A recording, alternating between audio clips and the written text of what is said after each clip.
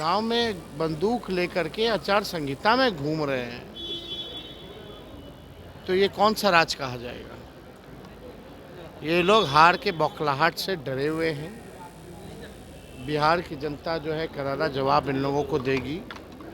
और के शासन प्रशासन में जितने लोग बैठे हैं केवल अपराधी को संरक्षण देने के लिए बैठे हैं और अपने कुर्सी को बचाने के लिए इन लोगों को अपराधी को संरक्षण दे रहे हैं, केवल कुर्सी बचाने के लिए।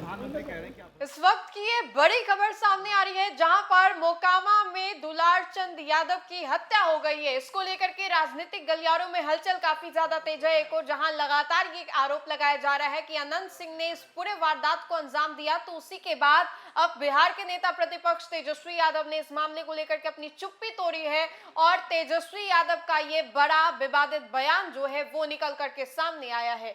तेजस्वी यादव ने बड़ा हमला करते हुए अनंत सिंह के ऊपर कहा है कि गोली लेकर के जो लोग क्षेत्र में चलते हैं उनके क्षेत्र में ऐसा ही होना चाहिए। इसी बहाने तेजस्वी यादव ने जनसुराज के ऊपर भी हमला किया है। लेकिन तो आइए हम आपको सुनवाते हैं क्या कुछ कह रहे हैं इस पूरे मामले को लेकर के नेता प्रतिपक्ष तेजस्वी यादव।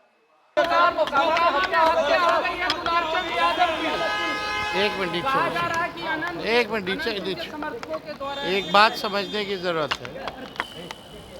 चुनाव में हिंसा की कोई ज़रूरत नहीं है या कभी भी किसी चीज़ का हम लोग हिंसा के पक्षधर नहीं रहे, लेकिन अभी आचार संहिता चल रही है।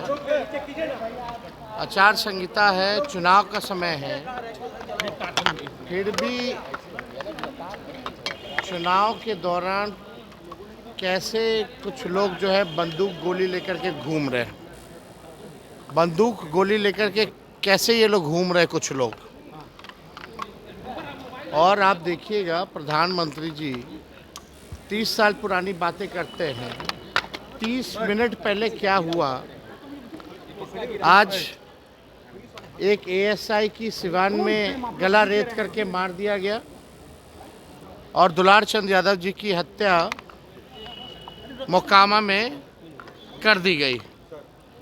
तो ये क्या है, किस प्रकार के किस प्रकृति के लोग जो है बिहार को कब्जा किए हुए हैं, अब समझ में आ रहा है लोगों को। प्रधानमंत्री को आंख खोल करके ये चीज़ें देखनी चाहिए कि इन लोगों के बौखलाहट, हार का जो बौखलाहट है अब सबके सामने आ गया है। कौन लोग हैं जो पैरोल पर इन लोगों को बाहर किया, कौन लोग हैं जो इन अपराधियों को संरक्षण देने का काम कर रहे हैं और चुनाव में बंदूक लेकर के आचार संहिता में घूम रहे हैं, तो ये कौन सा राज कहा जाएगा। ये लोग हार के बौखलाहट से डरे हुए हैं। बिहार की जनता जो है करारा जवाब इन लोगों को देगी। और किन किन प्रकृति के लोगों ने बिहार पर कब्जा रखा है, कभी 200 राउंड गोलियां चलाते हैं, कुछ नहीं होता है। कभी चुनाव के दौरान हत्या हो जाती है, कुछ नहीं होता है।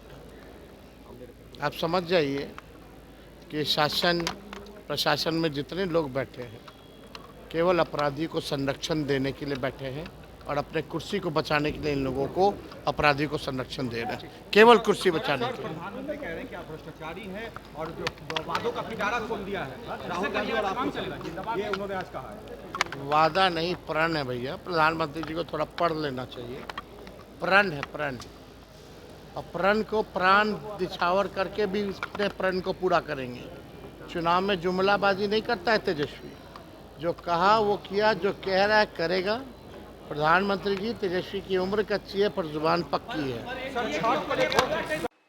तो आपने सुना तेजस्वी यादव ने क्या कुछ कहा और किस तरीके से तेजस्वी यादव ने ये बड़ा हमला जो है वो किया है। दुलार चंद यादव की अगर बात करें तो दुलार चंद यादव अब से कुछ ही सालों पहले तक जब उन्होंने राजनीति में अपने कदम को बढ़ाया, उसके कुछ सालों के बाद उन्होंने लालू प्रसाद यादव से अच्छे खासे रिश्ते भी बनाए। बख्तियारपुर में उनका अच्छा खासा दबदबा जो है वो भी बताया जाता था। लेकिन अभी देखिए किस तरीके से उनकी हत्या जो है वो की गई है और इस हत्या से कई लोगों के नाम जो है वो जोड़े जा रहे हैं। इस हत्या से कहीं ना कहीं अनंत सिंह को लेकर के भी बातें चल रही हैं कि अनंत सिंह के काफिले के द्वारा उन पर हमला किया गया और तब जाकर के ऐसी चीजें हुई। हालांकि इन सभी बातों को अनंत सिंह ने खुद सिरे से खारिज किया है और अब आज जब तेजस्वी यादव अपने सभा को खत्म करने के बाद पटना पहुंचे तो पटना एयरपोर्ट पहुंचते ही उन्होंने बड़ा हमला जो है बाहुबली नेता अनंत सिंह के ऊपर किया है। अनंत सिंह के काफिले को लेकर के भी बातें जो है वो चल रही है और इन सभी चीजों के बाद तेजस्वी यादव का ये जो बड़ा हमला है वो हुआ है। तो फिलहाल के लिए इस खबर में इतना ही।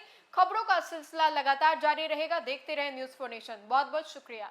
सूरज की पहली किरण के साथ जाग उठा बिहार, हर मत बने नई उम्मीद, हर कदम जिम्मेदारी। न्यूज़ फॉर नेशन की अपील 6 और 11 नवंबर को घर से निकलें, वोट करें और अपने भाग्य विधाता खुद बनें।